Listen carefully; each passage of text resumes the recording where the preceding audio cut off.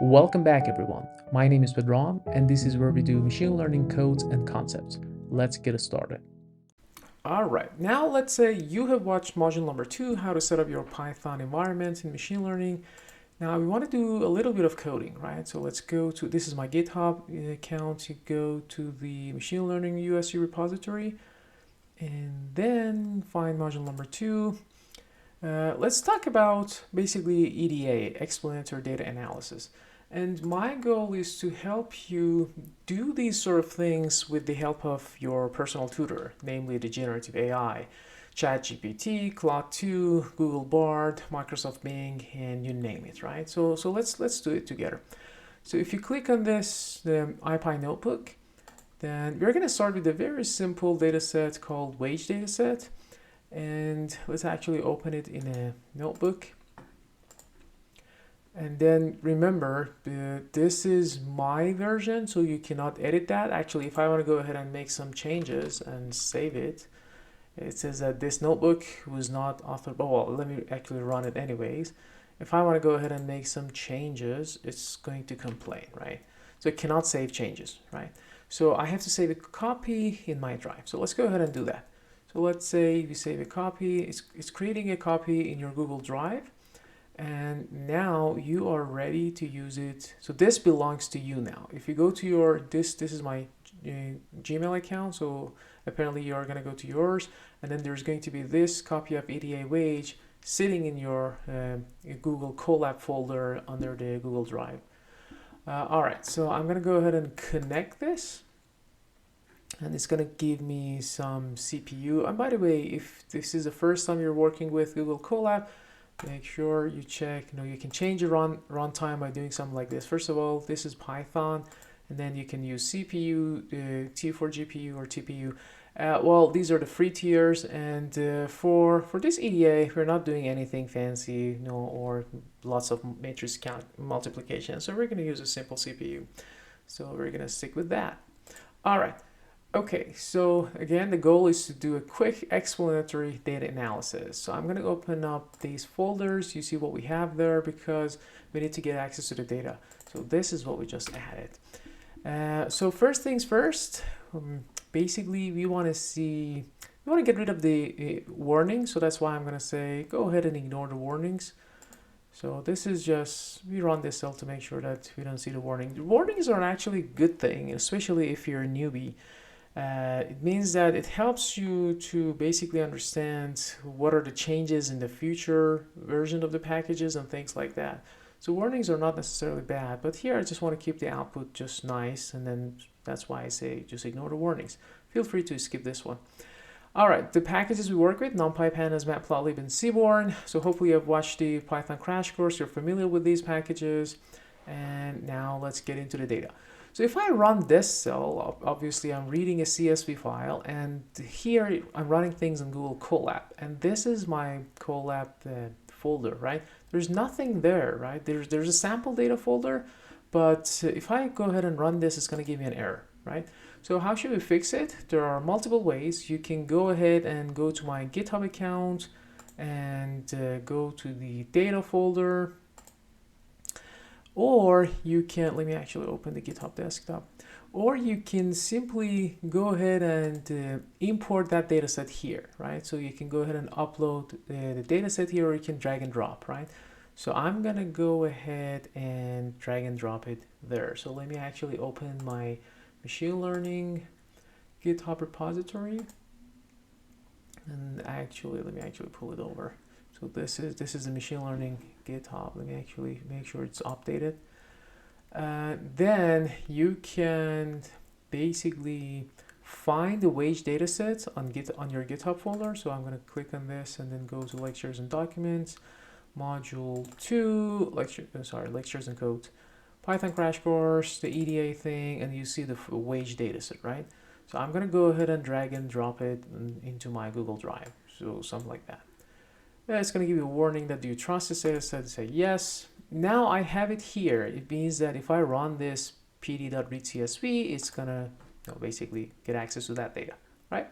So this is our data sets. Let's quickly take a look into that. So we have wage, hours, IQ, education, experience, tenure, age, married or not, black or not, mother education, father education. So basically, we want to play around with these variables, right? Now imagine you're dealing with a simple machine learning, let's say linear regression model. You want to see what is the relationship between wage and everything else, or for example, how we can make some prediction for wage based on these features, right? So then, first thing you should do in an EDA, you'll see what is the type of the variables already, right?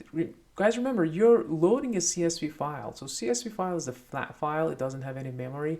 So everything is going to save it as a string in it.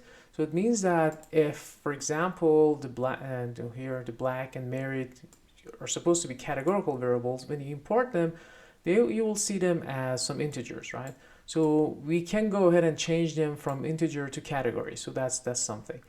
So that's why usually the first thing you should figure out in the EDA is the type of variable, right? So for example, what is wage? Wage is probably a continuous random variable, right? No, wage can be some numbers.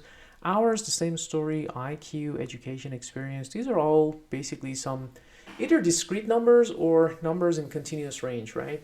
Age. So maybe the only two variables that I should think of them as basically let's say the categorical variables are married and black. Then I have father education, mother education.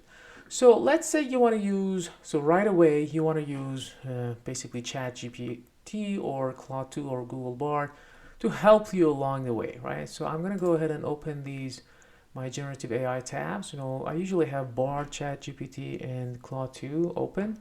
And for the ChatGPT, I'm going to use this, well, if I click new, I have the plus account, but because I want to make sure that this, you don't need to necessarily have access to the plus account, we're going to work with GPT 3.5 or the DaVinci model, right? So GPT 3.5, so this is what I have with no instruction. Instruction means that, so this is a new thing in the ChatGPT. You can go ahead and change these, add this custom instruction, right? So for example, what I have here is I talk about myself, and then I want basically how I would like to ChatGPT to respond. So I write some stuff here, but I want to make sure that you will see pretty much the outputs just like me. No, of course not word by word, but the logic is the same. So that's why I created this let's say tab. I call it GPT 3.5, no instruction. So this is basically the same as if you do something new chat and then click on this 3.5. Okay. All right. So that's the ChatGPT one. Claude 2, you need to for ChatGPT you have to make an account. Obviously, you already have an account, then you log into that. For Claude 2, you only need to have an email. So let me go ahead and then use this email address. It's going to send you the code, and you can copy and paste the code there. It's ready to go. Let me actually copy that code. Okay.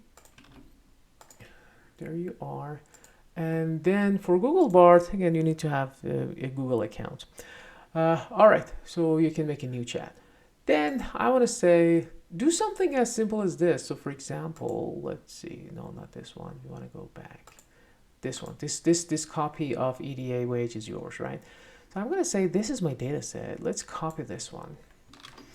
In ChatGPT, the free tier, you don't have the luxury to upload files there, right? But that's totally fine. You can copy and paste the sample of the data set like this. I go ahead and copy this one, Control C, or right click copy, and then paste it here. And I want to say, okay, here we go. I want to do some simple EDA with the following data frame called named df. Here is a sample. Here's a sample, something like that, right? So let's start by the type of random variables. What should be the type of each variable? So you can take it from there, right? You already have an idea that, for example, weight should be continuous, hours, IQ, and things like that. And maybe these tenure, these married and black should be the only categorical ones. Then see what ChatGPT has for you. So it says that, okay, wage is a continuous random variable. Then hours, IQ, education, experience, tenure, age should be discrete variable. The categoricals are married black, and ordinal variables are mother education, father education. So basically, what we need to just be aware that, well, this is also, you can think about it. So for example, these ones I can go ahead and change them to integer, to float. Float basically any number, any real number, right? Float number. The categoricals are important one. I have to treat them as categories. So I have to change the type into categories. And then this is ordinal variables.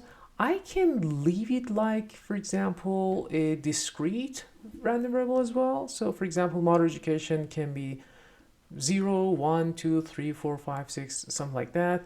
And then, or I can just treat it as ordinal random variables, right? In our case, we have to see what do we have in the data, right? So for example, if there are mother education is 1, 2, 3, 1 is for, I don't know, high school, 2 is for bachelor, 3 is for master's, things like that, we can treat it as ordinal, which has different meaningful orders.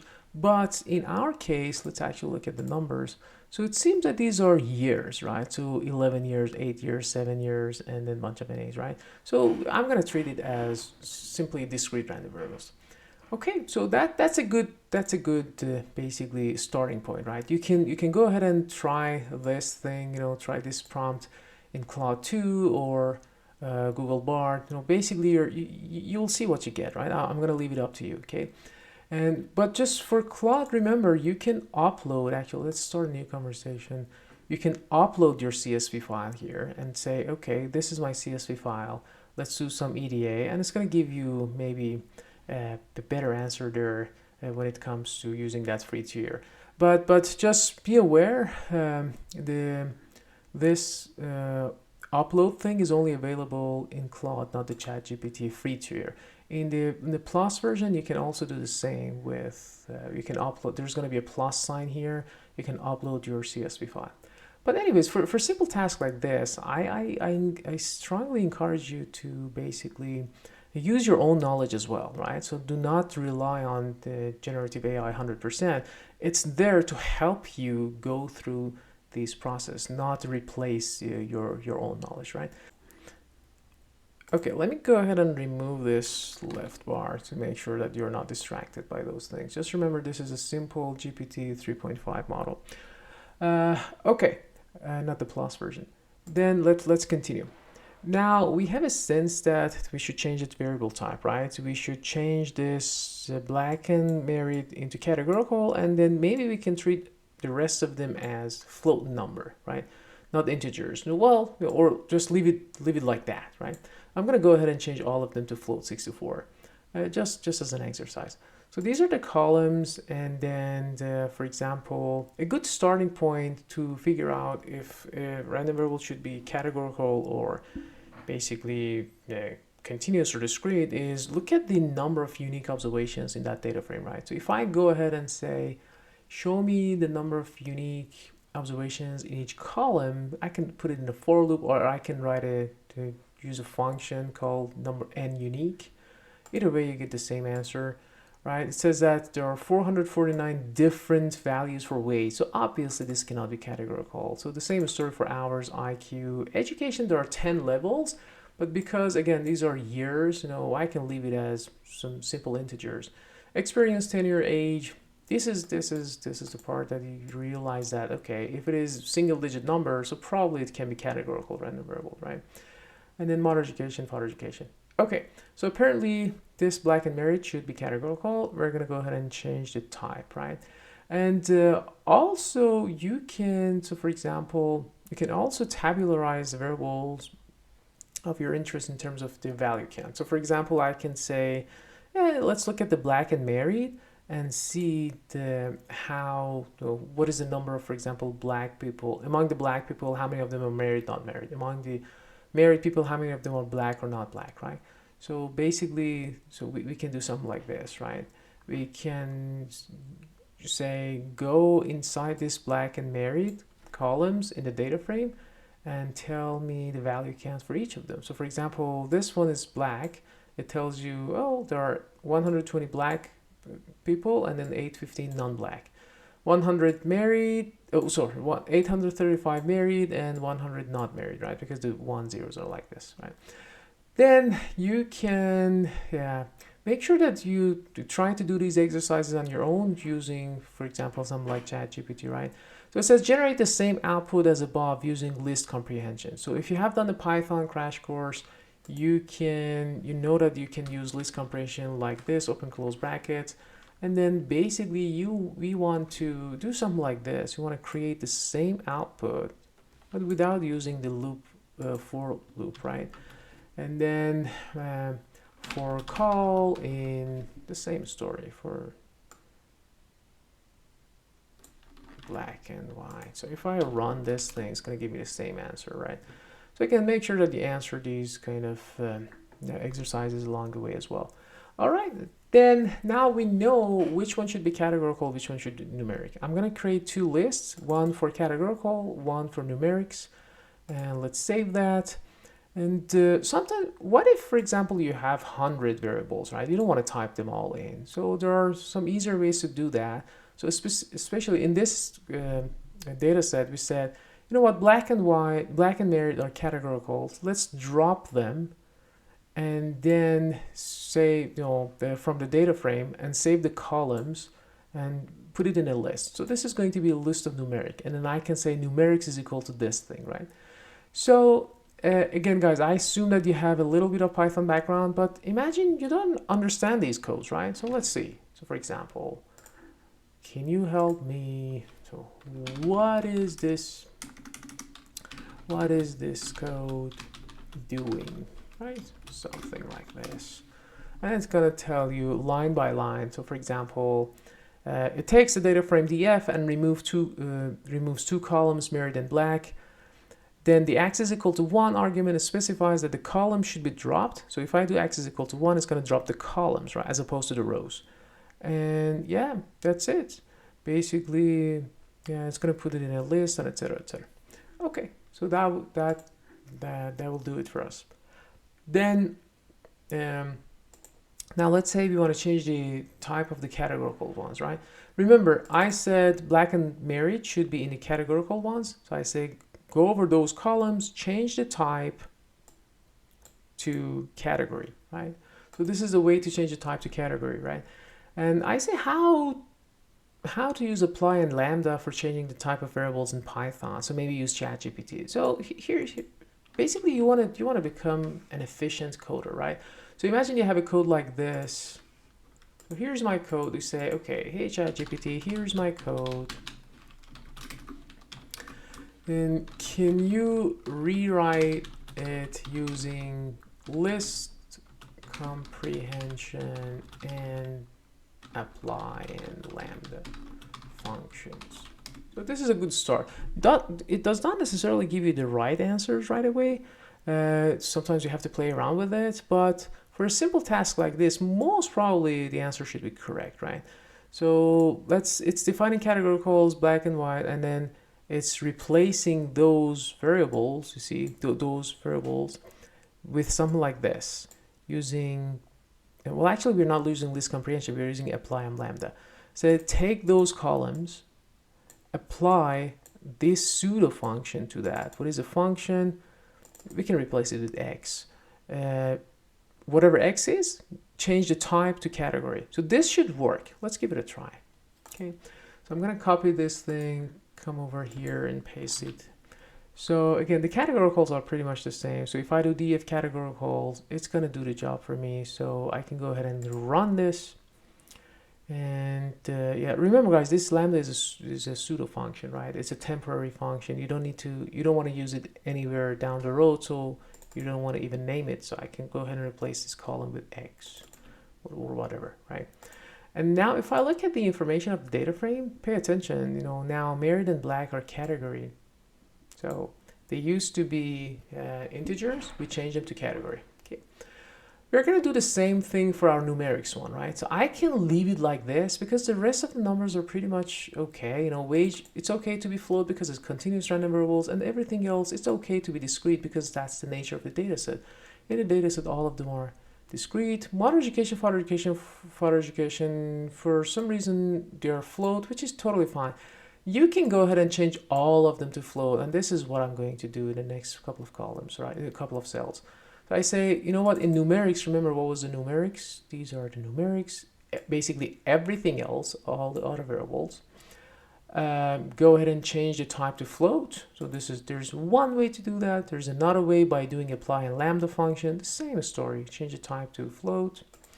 And then now look at the type. Now everything is float except the black and merit, right? So it's doing its job. It's working just fine.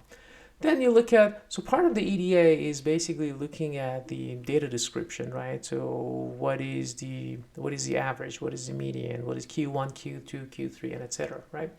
So we can use the describe function, and I'm going to transpose it. This T stands for transpose. I'm going to transpose it to see it this way, because what if I have 100 variables, right? Let me actually show it without the transpose. If you do this way, then if I have 100 variables, it doesn't fit in this way. I have to transpose it to make sure that I can see it in a nice, you know, there are basically a limited number of columns here, but the rows can be any number, which is perfectly fine. And I can look at, for example, right away I can see things, right? So count, it seems that 935 observations are in the data, but not all the variables have those number of observations. For example, modern education is missing a bunch. Further education is missing quite a few, you know, 741 instead of 935. So we have to do something about that. So cleaning the data set is also part of the EDA, right? And then you can compare the average and the median and etc., right? So we're going to make some intuition out of those numbers. Again, this is a very brief version of EDA. You can think about all these numbers. You can sit and think about it and use ChatGPT. Okay, the average is greater than median. What does that mean? Is it left skewed, right skewed? All these good stuff that you know from your statistics courses, right? Then, so one thing that you should pay attention is that it lists everything except the categorical variables, right? If you want to see some statistics for categorical variables, you have to say include is equal to all, and then now show me the answer. So for the categorical variables, you will see now there are 3 new columns. This is number of unique, this is top, and then frequency, right? So basically it's category between 0, 1, and then the frequency is 831 of 1, this is 815, 0, non-black, right? And then obviously the number of unique variables is 0, 1, so that's why we have 2. Okay, and it doesn't make any sense to report these numbers for categorical random variables. All right, the next step is to handle the missing variables, right? So there's this function called isNull. We can say, okay, data frame is null, and then it's going to give you a bunch of true false, right? And then if I do a sum, well, actually, let me show it step by step quickly. So if I do df dot is null, this is going to base, well, what am I missing? Okay, is null. Is null. It's going to give me a bunch of true false, right? For each column, it's going to give me a bunch of true false. If I go ahead and say, give me the sum of those things, it's going to sum those numbers for me, right? So wage, there's no null. For modern education, 78 nulls. For education, 194. But these numbers doesn't make any sense yet until I know what is the total number of observations, right? So that's why if I go ahead and divide it by the length of the data frame, it makes more sense. It gives me a percentage. So it means that here nothing is missing, but 8.3% of the data for modern education is missing, 20% for further education is missing. This 20% is a lot, right? So we have to do something about it. In this example, well, actually, we can also plot the missing variables by looking at the heat map from the seaboard, right? If I say, basically use this is a data set, right? Basically a bunch of true false. And I am using basically seaborne heat map. If I run this cell, it's going to give me something. And don't worry about the little things here. These are some feature maps you can change, right?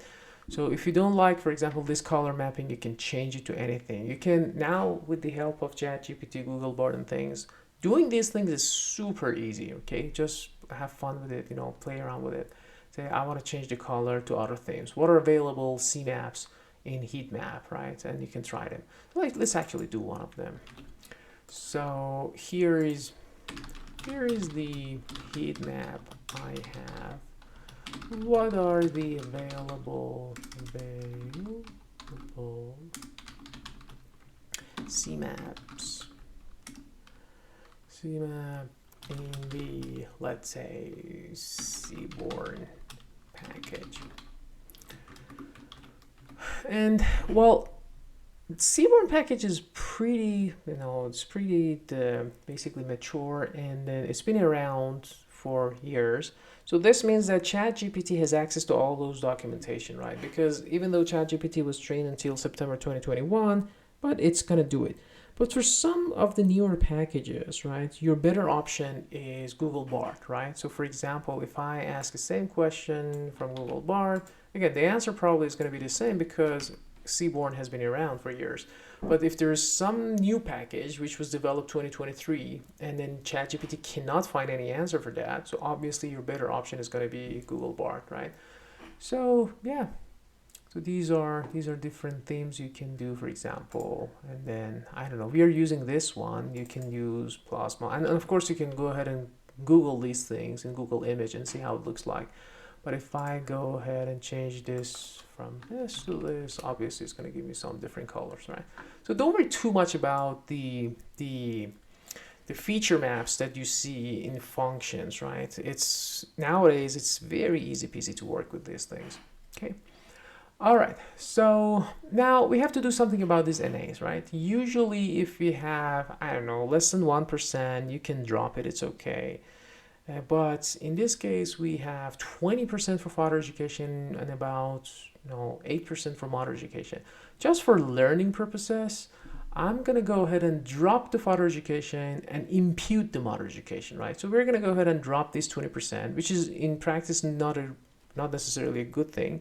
Sometimes you would rather, I'm gonna drop the entire further education thing instead of dropping the rows, right? Because 20%, I don't want to miss 20% of the data. I say, you know what? I will give up this variable further education in total because I want to work with more observations. So that's one way. But if further education is a variable that you have to have in your model, then you have to do something else. You have to impute it. You have to basically do something about it, right?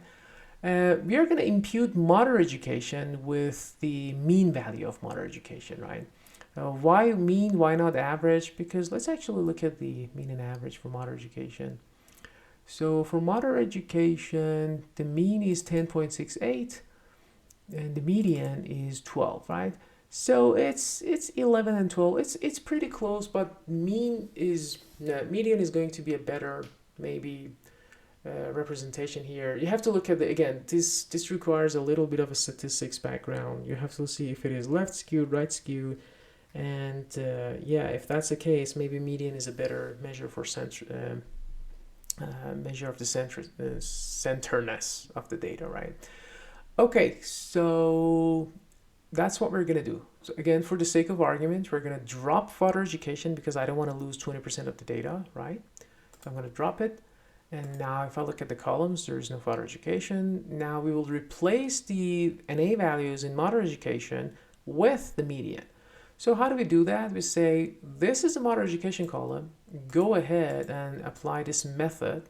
So I'm going to use the term method and function interchangeably. When in Python, it's basically when we do dots and then dot something. So we are calling a method off of that thing, right? So this is a method, and then obviously here's the documentation as well. If you stay on it, you can click on view source, see what is the field NA function or method doing, or you can also look at the documentation in it. So this is a nice thing about Google Colab, by the way. You have access to these and the documentations for the functions, right?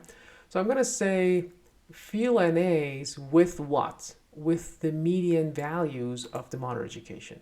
Okay. So I'm gonna say go ahead and apply to rows. and in place is equal to true because you want to remove those things. So imagine, I don't know, you don't know how to do these things. Again, use ChatGPT to learn it, right? So for example, you have no idea what is this x is equal to 0, right? Just go ahead and copy paste it. Say, what is this code doing?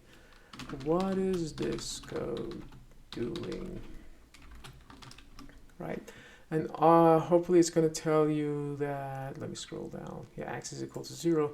This specifies the operation should be applied along the rows, not the columns, right? Guys, again, you guys are experiencing something totally different compared to the previous generation. Now with your personal tutor, you can learn a lot more efficiently in a faster time and deeper, honestly. Okay, now let's say we did this, we can go ahead and do the heat map again. There's no missing value. Okay, the data set is kind of ready. So now the data set is kind of clean. This was a super simple data set for your, yeah. And then once you're happy with the type of the random variables, with the imputation that you have done, or the dropping things that you have done, the data set is clean. It's time to save it, right? There are different ways you can save it. You can save it as a CSV file, or you can save it as, if it is a Python thing, you can save it as pickle. So pickle, let me see where it is. Yeah, pickle is basically an extension specifically for Python. Yeah, like this, right? Oops, sorry. And it's different from CSV, right? So CSV, sometimes we prefer, if you know that you're working with Python, well, pickle is a better way to store data, right? Because it's because of these following reasons, right? First of all, it preserved the data type. Remember, we changed the data type of a bunch of variables to float, a bunch of them to categories, so we want to save it. If you save it as CSV file, this data frame, if you save it as CSV file and open it again, it's gonna forget all those changes that you made. So you have to save it as pickle. So that's one thing. Another thing is that, well, handling of complex data structures. CSV is a simple format that is best suited for storing simple data tables with rows and columns, right? Pickle, on the other hand, can handle more complex data structures like lists, dictionaries, custom classes, and etc. So if your data set ends up, having a bunch of dictionaries or lists within lists and things like that, obviously Pickle is going to be the better answer. And efficiency, of course, Pickle is going to be more efficient, right?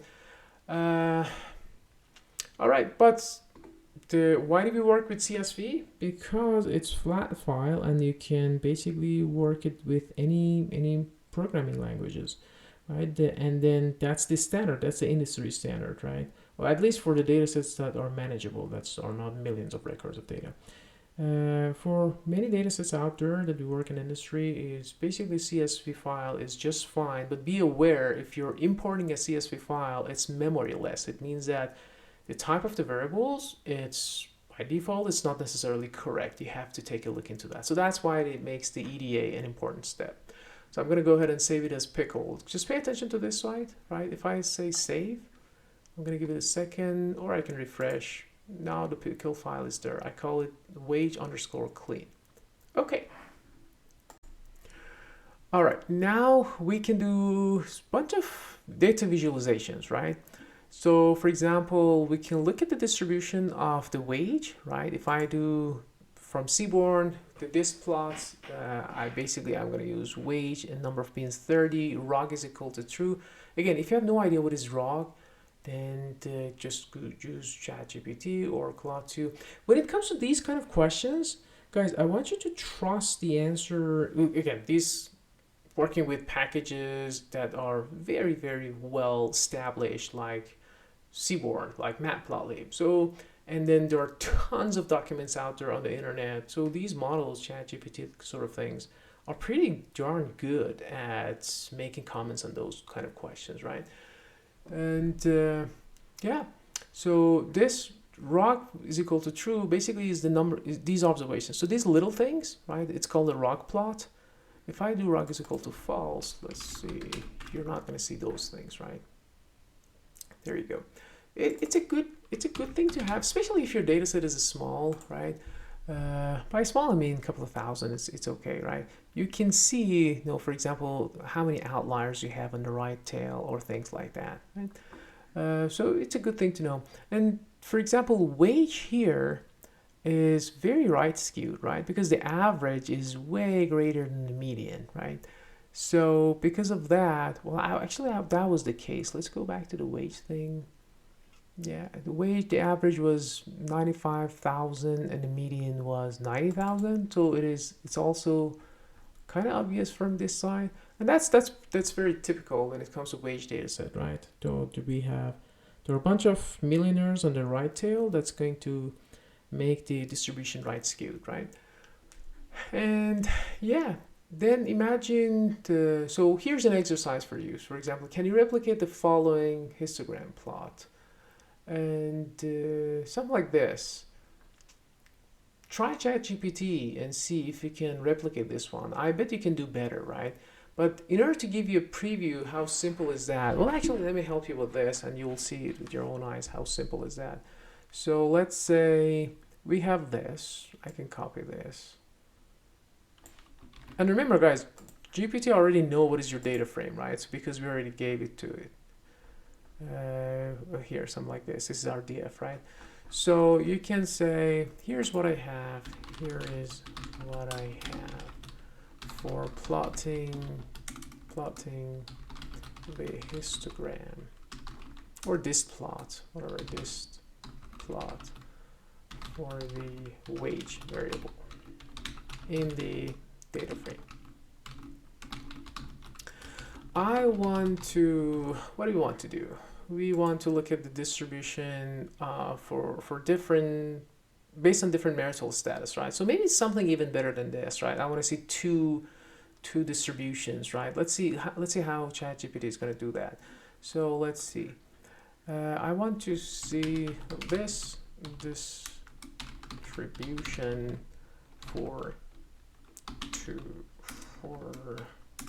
based on marital status, right?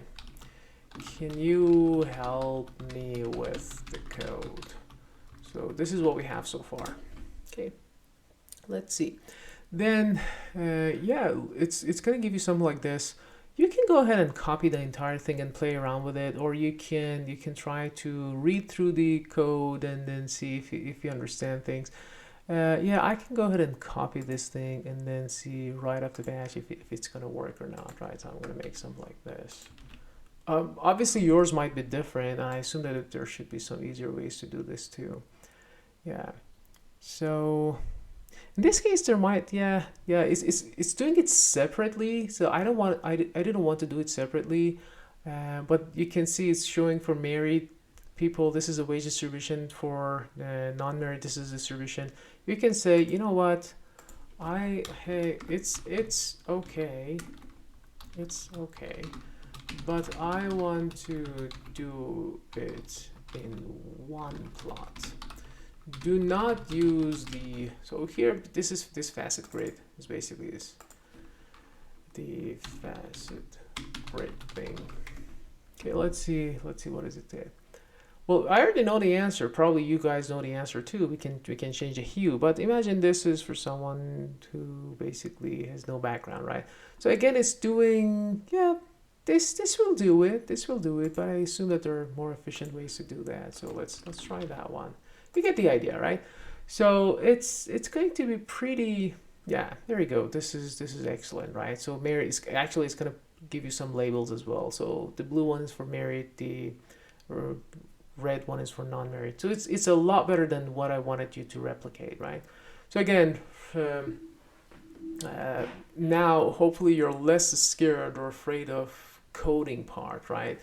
And then through time, when you play around with these codes enough, you will figure out that, okay, so it becomes muscle memory, right? So how it can manipulate the distribution plot using Seaborn and things like that.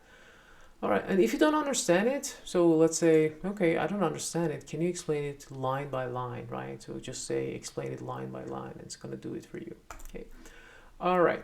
So then let me actually speed up a little bit. We can do a correlogram. This is a heat map. You're looking at the correlation. This is a good thing to look at the correlation between random variables. Correlation is going to show you the linear relationship between random variables, only linear, not nonlinear. So we're going to talk about it in the course a lot more when we deal with nonlinear machine learning algorithms as well, right? But for now, for example, we know that there is a positive correlation between obviously wage and, I don't know, experience, education, you name it. And there is a negative correlation between wage and working hours. This is interesting, right? But so this is just a correlation. Is it significant? We have to watch module number 3 to learn these things, right? When we talk about the kinemetric models. All right, we can do something called pair plot. So pair plots basically is looking at the pair of random variables. So it's going to look at wage, education, experience, age, and then all the pairs, right? So 4 here, 4 in the column, 4 in the rows. And then, so for example, if I look at wage, so it's going to be wage distribution. So this is wage distribution. This is education distribution. This is experience distribution. This is age distribution. And of course, I can look at what is the relationship between wage and education. So hopefully something upward sloping, right? The more educated people have higher wages. Things like that, right? So this is where pair plot is going to be helpful. And then here's an exercise for you. I want you to do the same pair plot, but again, to do it for different classes, married and non-married. So this one, you can copy and paste the entire thing and then add the hue components. So the hue, if you go ahead and add hue, and the hue is basically your marriage. Well, you have to add the marriage to the data frame though. Well, let's see if it works. How do we marriage? Hopefully I didn't misspell something. Well, marriage is not there. So let's see, married. What was the name of the? Yeah, married, not marriage. Okay, so let's go ahead and change this. So this should work. All right, so that's the hue thing. Let's see. This is, yeah, it's working on the output. Of course, these colors are going to change. So obviously we were able to do that by changing that hue. So these are the things that hopefully I've watched a Python crash course. And then lastly, we want to talk about grouping the dataset based on different categories, right? So if you have some categorical variables, it will be helpful to see what are the differences among the variables if you look at different classes, right? So for example, I want to see, is there a difference between wage, hours, IQ, education, etc. for married people and non-married people?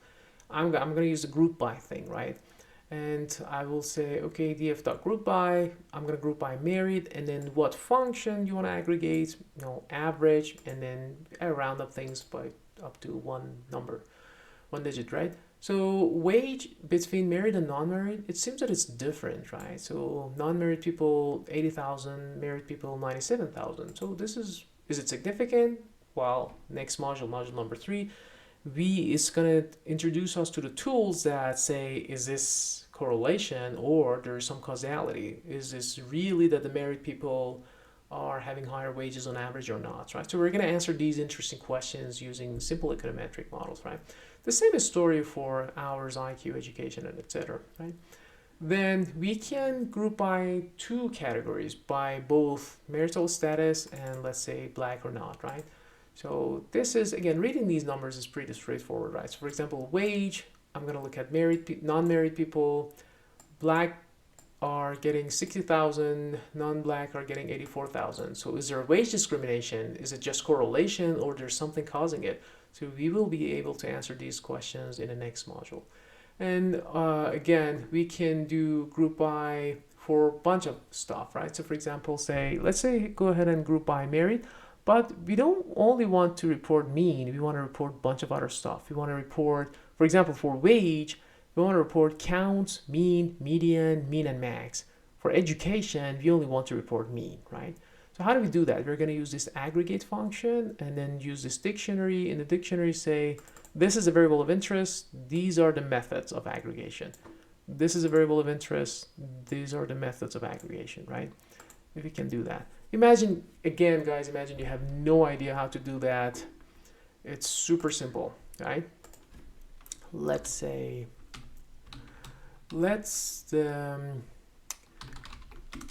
report a nice table summarizing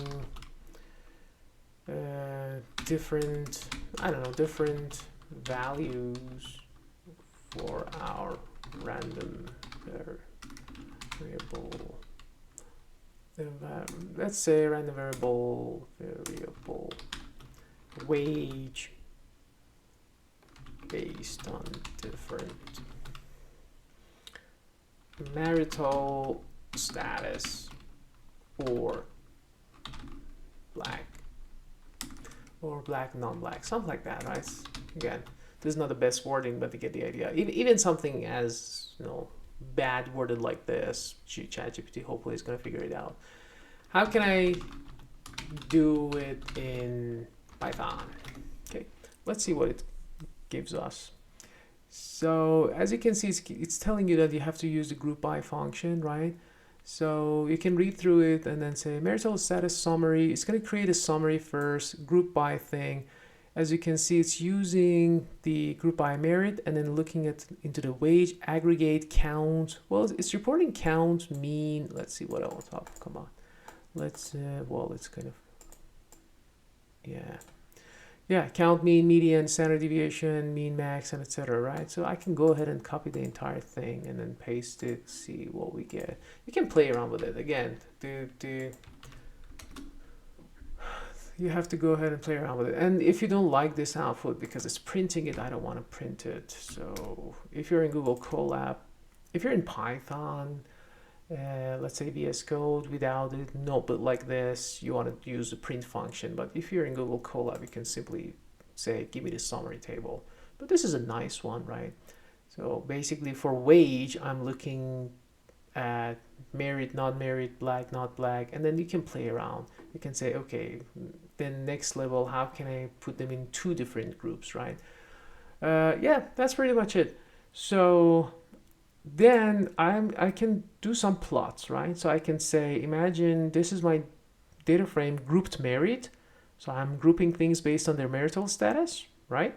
So this is how it looks like. And now I'm going to use this data frame to do some plots. I say, give me a bar plot based on this data set. This is what you're seeing. And on the x-axis, I want to use married. On the y-axis, I want to use wage, right? So go ahead and plot that. There you go.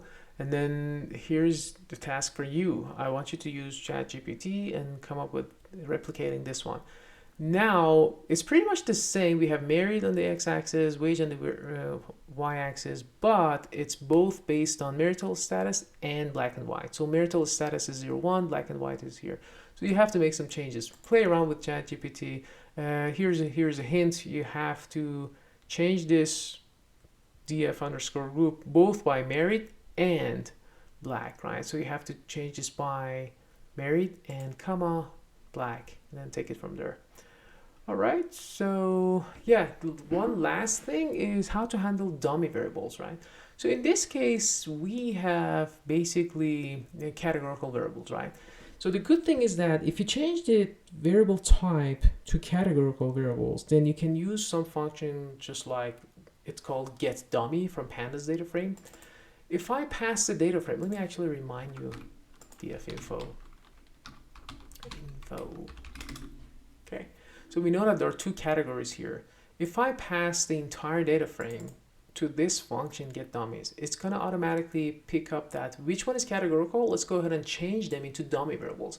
And dummy variables are 0 1s, right? So for example, if I have 12 months in a year, and if I have 12 months in a data set, and if I say this is a categorical random variable, if I use the getDummy function, it's going to go ahead and create 12 different categories. And usually we're going to drop the first one. So this is called dummy variable trap to avoid. And again, we're going to talk about it in the econometric in next module, module 3. But basically, usually we drop the first dummy variable because, for example, when it comes to month, I only need 11 months to figure out what is the value of that month, right? So for example, I have from January to December, and then the observation was December. So I only need 11 numbers to figure out if that was in December or not. If this doesn't make sense, again, make sure you have that conversation with ChatGPT to understand why we dropped the first value. So for example, copy and paste this thing and say, what does it do? Why did we drop the first value of the categorical level? So here we have two categories, married, not married, black, not black. So if it's going to drop one of them, it's going to keep the other one, right? So this is a new data frame, and it's called married 1. So 1, 1, 1, 1, black 1, 0, 0, 0. It means that these are non-black, and then of course there are a bunch of blacks in the data set as well. All right, so that was pretty much it. I hope that it was helpful.